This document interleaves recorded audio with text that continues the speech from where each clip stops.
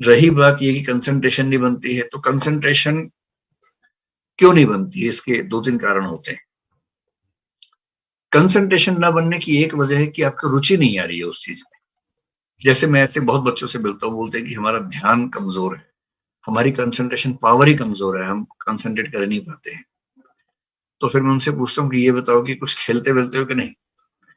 तो सब खेलते हैं, क्रिकेट भी खेलते हैं, वीडियो गेम भी खेलते हैं। तो जब मैं उनसे पूछता हूँ कि वीडियो गेम खेलते समय कंसंट्रेशन कैसी रहती है, पबजी खेलते समय जब हत्याएं करते हैं सामने कई लोगों की, उस समय कंसंट्रेशन कैसी रहती है, तो उस समय उनकी कंसंट्रेशन जबरदस्त रहती है। मतलब दशमलव में भी ध्यान भंग नहीं होता उस समय। क्रिकेट खेल रहे हैं, बैटिंग कर रहे हैं, सामने बॉलर आ रहा है बॉल लेके, एक सेकंड को भी ध्यान भंग नहीं होता, अच्छे से ध्यान लगा रहता है। बॉलिंग में भी, फील्डिंग में भी, बैटिंग में भी, सब में ध्यान लगा रहता है। बस पढ़ाई में नहीं लगता है। अगर आपका ध्यान हर जगह ठीक से लग रहा है, पढ़ाई में ही नहीं लग रहा है, तो इसका मतलब कंसंट्रेशन पावर की कमी नहीं है। आपकी कंसंट्रेशन पढ़ाई में इसलिए बन रही क्योंकि आपको उसमें इंटरेस्ट नहीं, आपको उसमें रुचि नहीं आ रही है। तो अगर दिक्कत रुचि की है तो दो समाधान है। पहला, पहले वो सेगमेंट्स पढ़िए जिनमें रुचि बनती है। जैसे संविधान में रुचि आमतौर पर लोगों की बन जाती है, सोसाइटी में बन जाती है, तो पहले वो विषय पढ़ लीजिए जिसमें रुचि बनती है। और दूसरा तरीका ये है कि विषय को बदल बदल के पढ़िए, कि 2 घंटा एक विषय पढ़ा, फिर 2 घंटे में विषय चेंज कर लीजिए, फिर 2 घंटे में विषय चेंज कर लीजिए, तो रुचि बनी रहेगी। दूसरा, कंसंट्रेशन भंग होती है इसलिए क्योंकि आप खुद को मशीन की तरह इस्तेमाल करने लग जाते हैं। अगर कोई आपके आसपास आपसे ये कहे कि मैं तो 6 घंटे रात भर पढ़ता रहा इतनी कंसंट्रेशन से कि एक सेकंड को हिला भी नहीं, तो ये सब बेकार की बातें हैं। आमतौर पर ऐसा नहीं होता है। कुछ देवताओं को छोड़ दें तो मनुष्य योनि में ऐसा आमतौर पर नहीं होता है। देव योनि की बातें, देवता लोग ऐसा करते होंगे। कुछ लोग आपसे ये भी कहेंगे कि मैं तो इतना ध्यान से पढ़ रहा था, पड़ोस से बारात गुजर गई, पता भी नहीं चला मुझे तो। और पड़ोस में ढोल नगाड़े बज रहे थे, पता भी नहीं चला, मैं तो इतना ध्यान से पढ़ रहा था, ध्यान में नहीं आया। कुछ तो और 30 मार खा होते हैं कि रात को मैं इतना ध्यान से पढ़ रहा था कि लाइट चली गई तब भी नहीं पता चला मुझे, तो इतनी गहराई से पढ़ रहा था। ऐसे मूर्खों की बातों में नहीं आना है, ये सब बेकार की बातें हैं। सामान्य नियम यह है कि कंसंट्रेशन 50 मिनट से ऊपर किसी का नहीं रहता है अगर गहराई से पढ़ रहे हैं तो। हर 50 मिनट, हर 55 मिनट, हर 1 घंटे के बाद ब्रेक जरूर लीजिए। 1 घंटा पढ़िए, ब्रेक लीजिए। जैसे मैं तो, मेरी कंसंट्रेशन ठीक ठाक है, बहुत बुरी नहीं है। मेरी मेमोरी भी ठीक ठाक है, बुरी नहीं है। मैं आज भी पढ़ता हूँ आपको, मतलब मैं चैलेंज कर सकता हूँ कि मैं आज भी लगभग आप सबसे ज्यादा ही पढ़ता हूँ। क्योंकि मैं जिस दिन 8-9 घंटे ना पढ़ लूं तो मुझे लगता है कि मेरा पूरा दिन खराब हो गया। मुझे पढ़ने का इतना शौक है, मुझे एग्जाम नहीं देना है, मुझे पढ़ने का शौक है, इसलिए पढ़ता हूँ।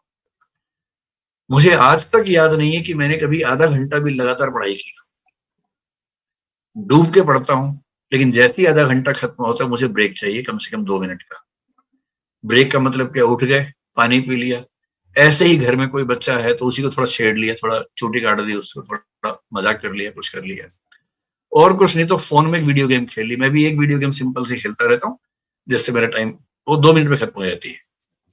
वो पूल एक गेम होती है, वो खेलता हूँ।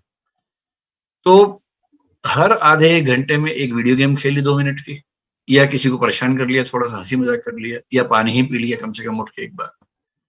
इतना होते ही दिमाग फ्रेश हो जाता है, फिर आप उसी कंसंट्रेशन के लेवल पे फिर से पढ़ पाते हैं।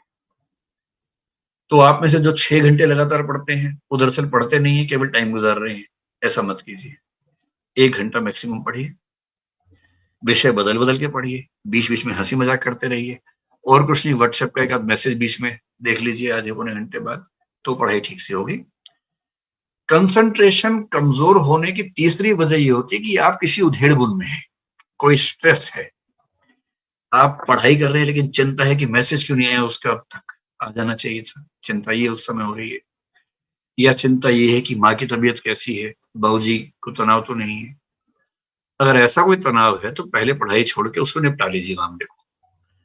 अगर तनाव है कि माँ की तबीयत कैसी है तो माँ को फ़ोन ही कर लीजिए। बाबूजी तनाव में हो तो बाबूजी को फ़ोन करके बात ही कर लीजिए अच्छे तरीके से। किसी का मैसेज नहीं आ रहा है तो इतना ईगो मत रखिए, मैसेज करके पूछ ही लीजिए भाई मैसेज क्यों नहीं आया। फिर मैसेज आ जाएगा, निश्चिंत होकर फिर पढ़ाई कर लीजिए उसके बाद। क्योंकि आपकी उम्र में तनाव भी तो बहुत सारे रहते हैं ना, इतने सारे तनावों को झेलते हुए पढ़ाई करनी होती है। तो अगर कोई ऐसा डिस्ट्रैक्शन है किसी वजह से कि वो क्या सोच रहा होगा, वो क्या कर रही होगी, बाबूजी क्या कर रहे होंगे, तो पहले उसको निपटा लीजिए, फिर पढ़ने बैठिए। तो कोई एक्सटर्नल सोर्स ऑफ डेविएशन अगर है जिसकी वजह से कंसंट्रेशन नहीं, उसको खत्म कीजिए। तो ठीक है, कंसंट्रेशन भी एक ऐसी चीज है जो अभ्यास से आती जाती है। शुरू में कम होगा, धीरे धीरे बढ़ेगा, बढ़ते बढ़ते फिर एक लेवल ऐसा आता है जहां आपको कभी कभी सच में 1 घंटा 1.5 घंटा एहसास ही नहीं होगा कितना टाइम निकल गया। कभी कभी ऐसा होने लगेगा। और जिस दिन आपको ऐसा होने लग जाए ना कि खेल वाला ध्यान, जो मेडिटेशन के लेवल खेलने में आता है, विवेकानंद जी ने कहा था कि ध्यान करने का सबसे बढ़िया तरीका है खेलो। पूरी चेतना एकाग्र होती है खेलने के समय।